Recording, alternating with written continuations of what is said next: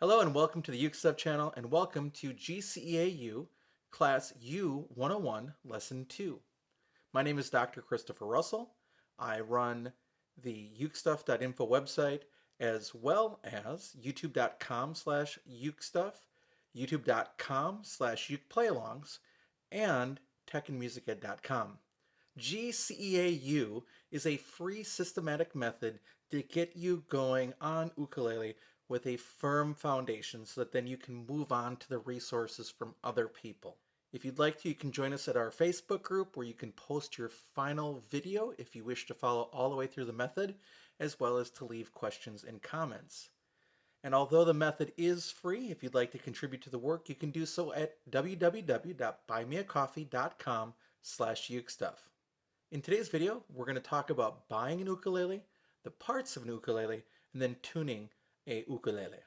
Let's start off talking about buying. Don't buy the cheapest ukulele you can get because quite honestly, sometimes you do get what you pay for, and that is especially true on the low end of the scale. Some instruments are almost unplayable. Second, don't buy the most expensive ukulele that you can buy either.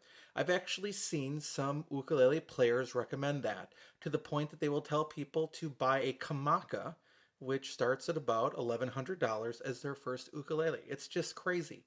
Don't do that. Don't invest that much in an ukulele until you know that it's something that you want to do. Third, buy an ukulele that is set up well. As a beginner, you probably don't know how to set up your own ukulele, so it's important to either buy one that you know is going to come set up, either naturally from the factory or from a special dealer, and we'll talk about that in a little bit. And finally, buy an instrument that is appealing to you so that you want to pick it up and play it. So it's something that you want to do. So if that ukulele looks cool to you and is something that you want to play, it'll cause you to play it more.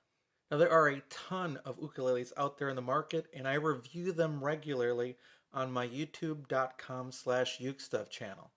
So with that in mind, really, the first thing I want you to think about with an ukulele is how it's set up. And what does that mean? Setup basically means three things. First of all, it has to do with the action, how high the bottom of the string is from the frets underneath it. And if that space is really tall, either on either side of the instrument, either on the side of the saddle or on the side of the nut, it makes it hard to play. And then if it's really high, your action of pushing down on the string will make the string go tighter and make the ukulele play out of tune. So realistically, the action is a major part of the setup. A well set up ukulele will play better, and there are companies that will do that for you. We'll come back to that in a moment. The second thing to think about, and it's not going to be true on this particular instrument, is that you want the frets to be level. You don't want a fret to be sticking out taller than the others, which can happen even on the best ukuleles. They just don't get set in right. And then also, you want to make sure you don't have sharp fret ends. Now this is the Flight TUSL-35. It's their long neck soprano travel ukulele, and it has a plastic neck and a plastic fretboard, so it can't have those problems. So you would need an ukulele of any other kind with metal frets to have to worry about those. Now, all these things are fixable. They're not fatal flaws for an instrument, but to have an ukulele set up is usually going to cost you another $50 to $75 at a local music store or at a luthier. And to be really honest, a lot of music stores don't know a whole lot about ukuleles. They're great selling items, so they can take them out of the box and hang them on the wall so people will buy them. But if you walk into a music store and none of the ukuleles are even close to being in tune, probably not a great place to have your ukulele serviced. I would check around in your community and maybe see if there are any ukulele clubs and ask who are the luthiers that set them up. Now you can learn how to set up an ukulele by yourself. There are plenty of YouTube videos, but you have to be willing to take the risk. And yeah, you can cause damage too accidentally if you don't know what you're doing. So it's kind of a give or take. If you're good with your hands, it might be worth checking out and seeing if you can learn how to do it yourself. Otherwise, it might be worth that extra investment. Or it might be worth either buying a brand that generally ships them well set up or from one of the other dealers. And let's talk about that. There are a handful of dealers out there. I'll just give you a list, a partial list here, but for sure, Mims Ukes, the Uke Republic, the Ukulele site, Elderly Music in Michigan, Aloha City Uke in Illinois, I think perhaps U-Space in California.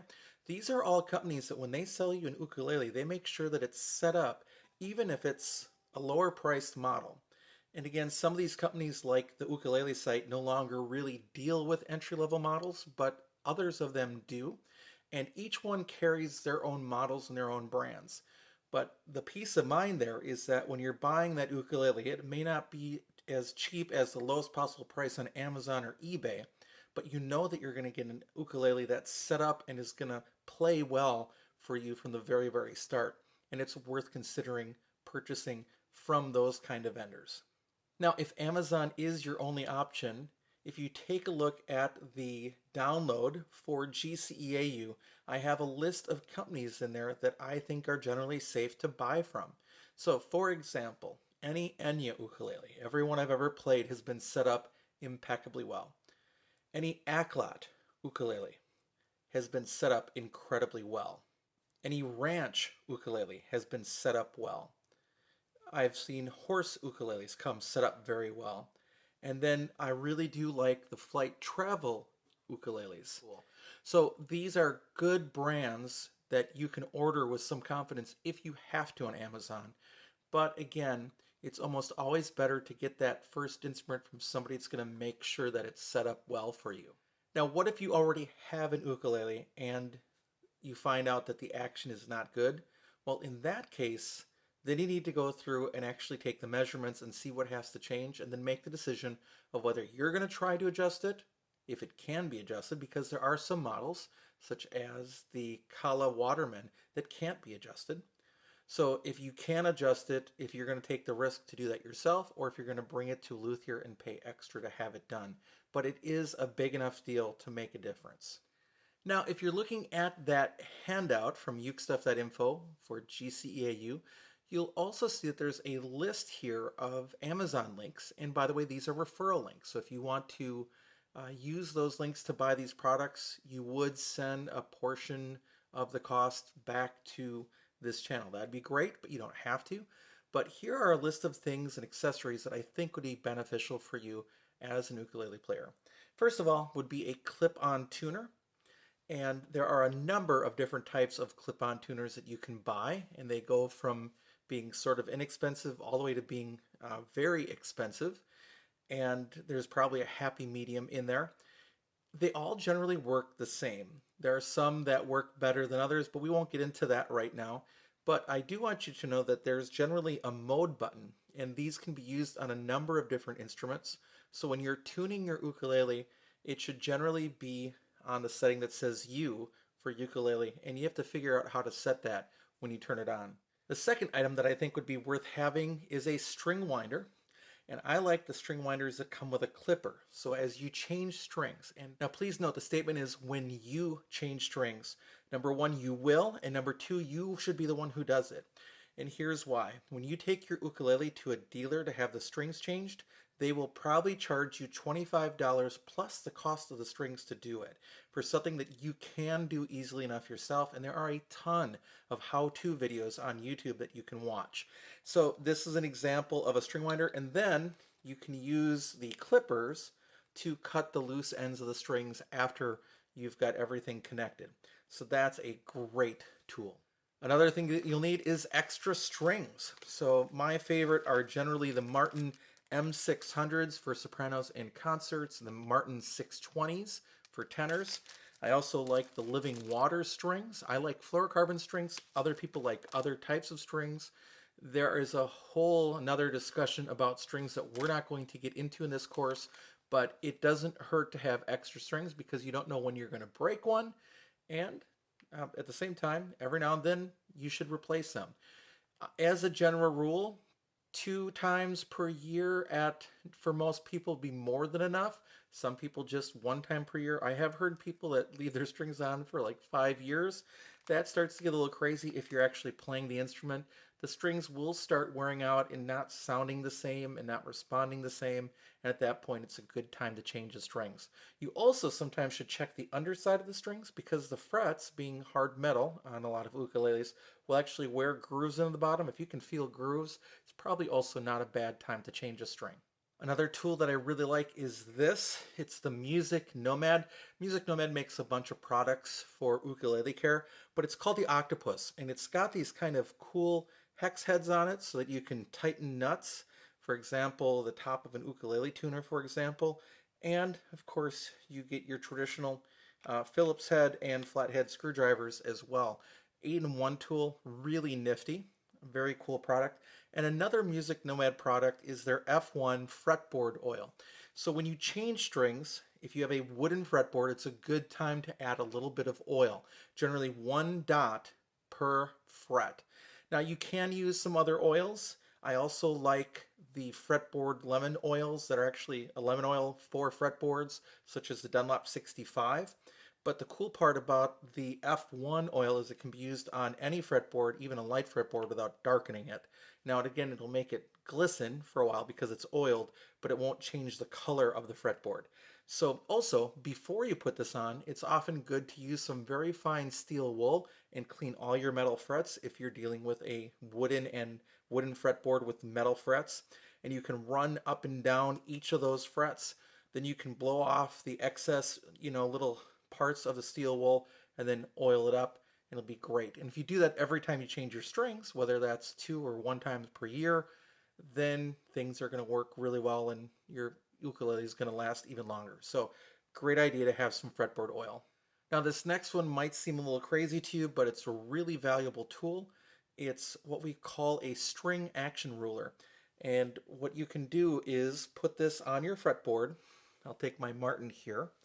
And you can put it on your fretboard and slide it up the frets to find out what the action is between, for example, the 1st fret or the 12th fret. So really you're looking from the top of the fret to the bottom of the string.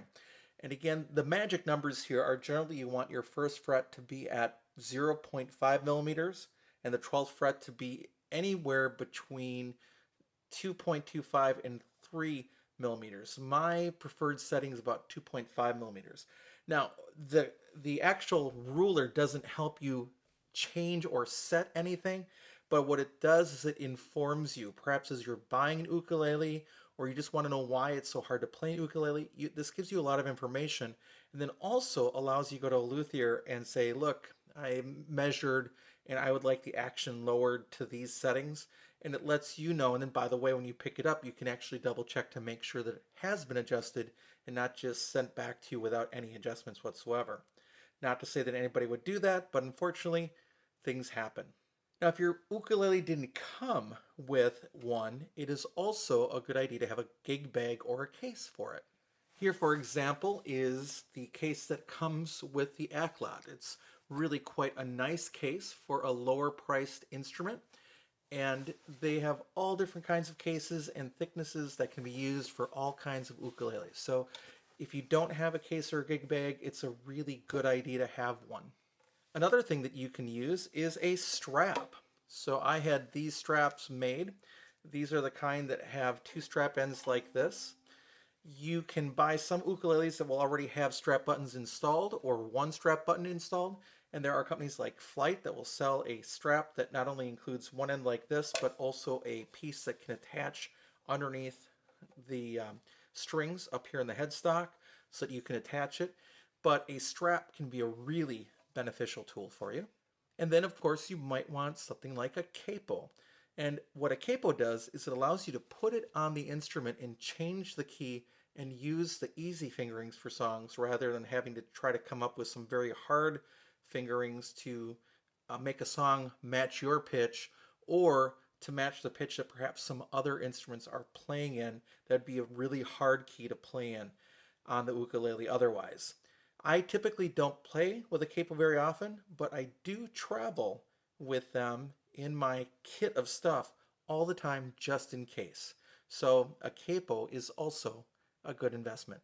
And then finally, this is just for fun, because this is GCEA U, I thought that some people might like to have a GCEA University t-shirt. These are available with this print and also with the GCEA, just the U logo as well. And those are available on Teespring.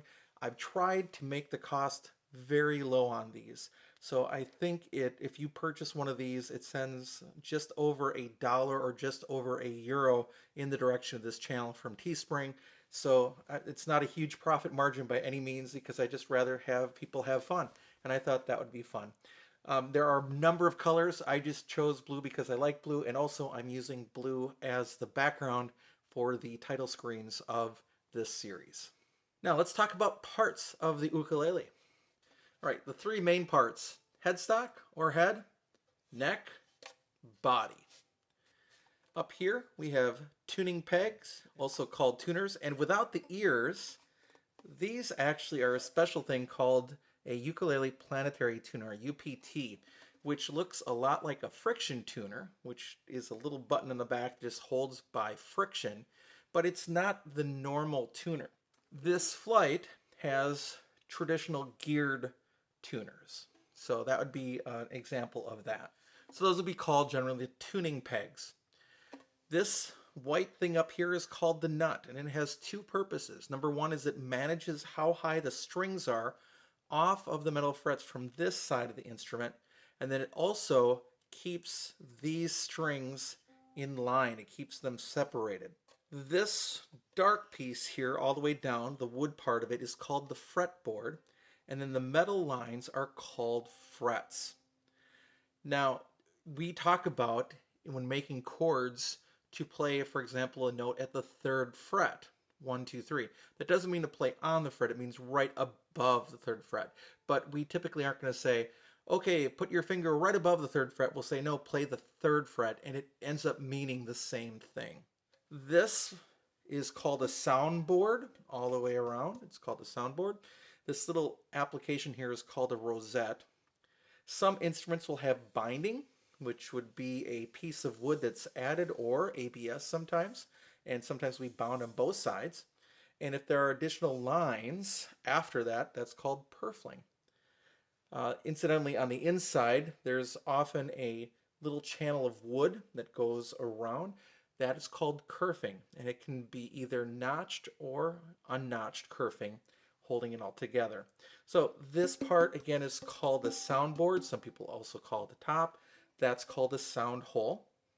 Down here is the bridge. The bridge is a mounting point for the strings. And then you have this piece on the top, which is called a saddle.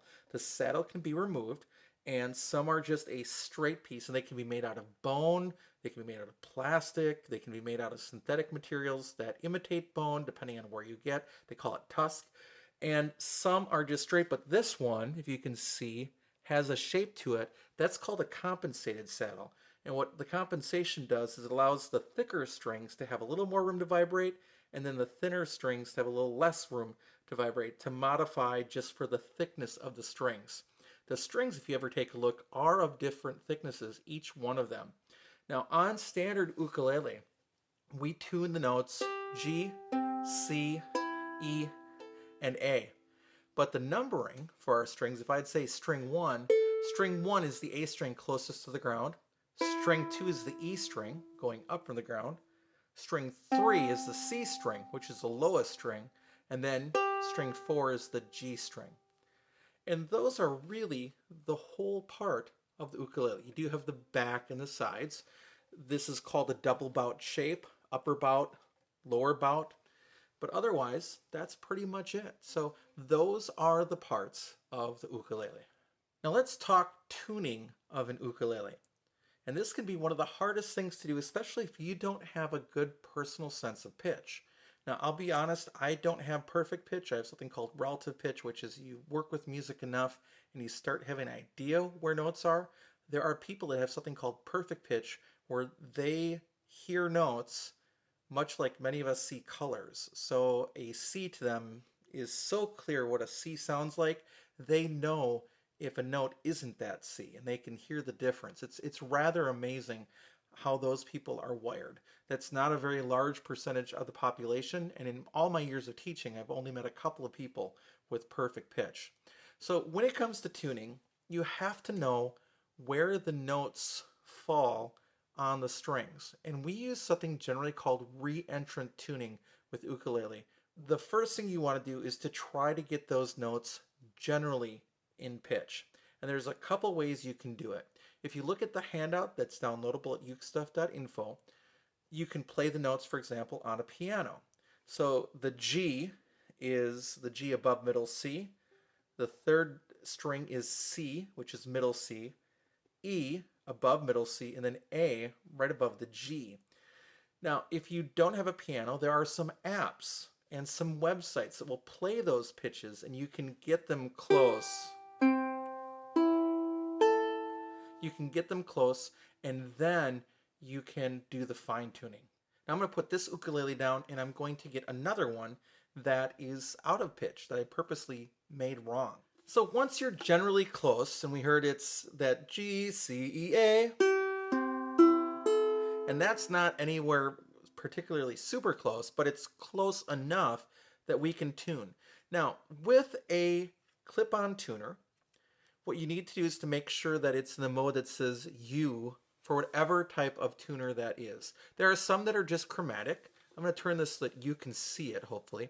And we're going to try to make this in tune. So I'm going to start with string 4. Now, do you see how that red indicator is moving towards center?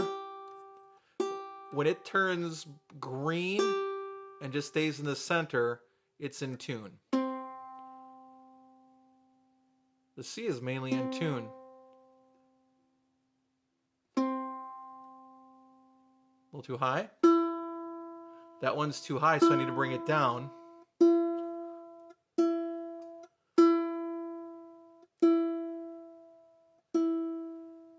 And then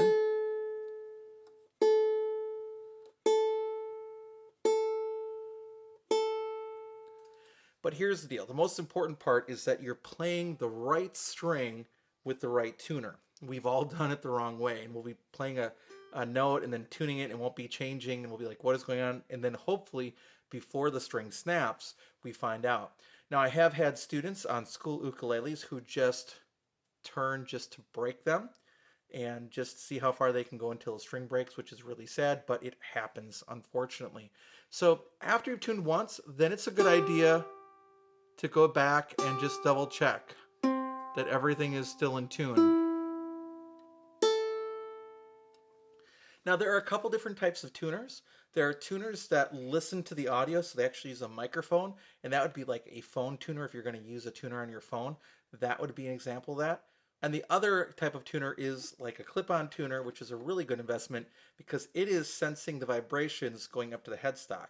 So if you're playing ukulele in a crowded room with lots of other noises, it's going to be hearing only your ukulele, not all the other ukuleles around you. So we've talked about buying an ukulele, we've talked about parts of the ukulele, and we've talked about tuning an ukulele. What we need to do now is actually get to the process of playing an ukulele. And that will start in GCEA U, lesson U102. So I hope that you'll join us for GCEA U, class U102, lesson 1. Thanks for watching the video, and I will be back soon with some more uke stuff for you.